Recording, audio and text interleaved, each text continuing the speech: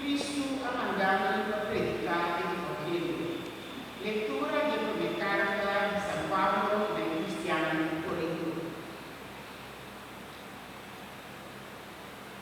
Mi hermano, por medio del nombre de nuestro Señor Jesucristo, me está exhortado para vos turpar en mesmos futuramente, para no tener división entre vos, mas para vos viva en perfecta armonía de sentimiento y de pensamiento. Para sombra incluso a informarme que el pleito entre vos. Lo que me comenta es aquí.